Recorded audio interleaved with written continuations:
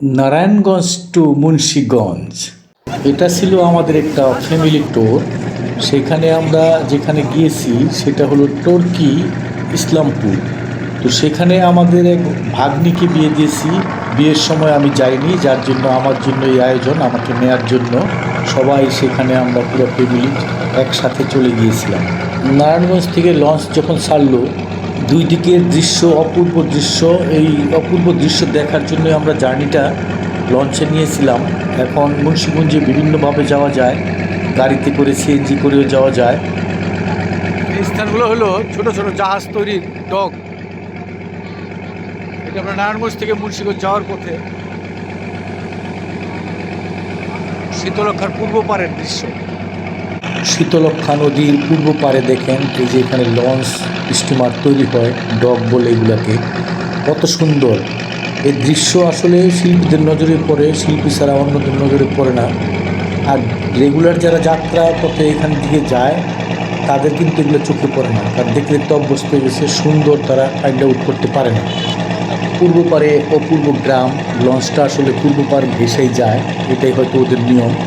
যার জন্য নারায়ণগঞ্জ থেকে যেটুকু গ্রাম সুন্দর দেখা যায় এখান দিয়ে, সেই জায়গাগুলোও আমার চোখের দৃষ্টিতে আসতেছিল এবং আপনাদের জন্য ধারণ করতেছিলাম। সুন্দর লাগতেছিল, কি অপূর্ব গ্রাম।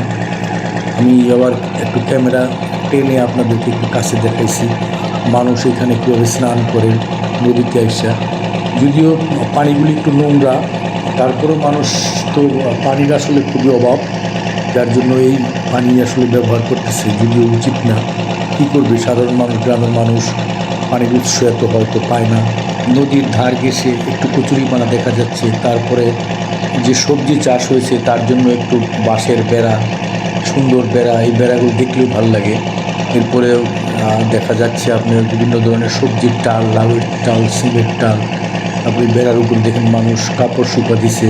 কত রকমের গাছ দেখা গেল এখানে, একেবারে আম, জাম, কাঁঠাল সবই আছে। কলা গাছের সারি, দূর থেকে তাল গাছ দেখা যাচ্ছিল। তাল গাছের সংখ্যা এখন কমে গেছে, তারপরে মাঝে মাঝে দেখা যাচ্ছিল নতুন তাল গাছগুলোকে। দৃষ্টিনন্দন এই দৃশ্য, না দেখলে বলে বোঝানো যাবে না। ওই ছোটো একটি লঞ্চ এখানে যাচ্ছিল নৌকার মতো। এখানে দেখেন বড় বড় লঞ্চগুলা বিভিন্ন কারখানার মধ্যে ওরা মাল ওঠানামা করে, শিপ এগুলো যেগুলো সমুদ্রে চলে সেখানে। এগুলো সম্ভবত সিমেন্ট কারখানা ছিল বা লবণের কারখানা। আবার এই যে মাঝখানে কতগুলো শিপ দাঁড়ায় আছে, কি সুন্দর দেখা যাচ্ছে, মনে হয় সিঙ্গাপুরে আছি, বাংলাদেশ মনে হচ্ছিল না। যাই হোক, এগুলা আপনাদের একটু দেখেন এবং নিজেরা যখন যাবেন তখন একটু দৃষ্টিতে দিবেন।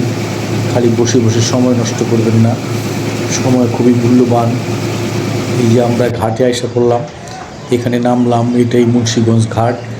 এরপর আমরা এইভাবে এখান থেকে এখানে উঠে ওই যে ওখানে দেখা যাচ্ছে আমার মা একটু বয়স হয়ে গেছে, হাঁটতে পারছিল না, আমরা ধরে ধরে নিয়ে যাই। ধন্যবাদ সকলকে।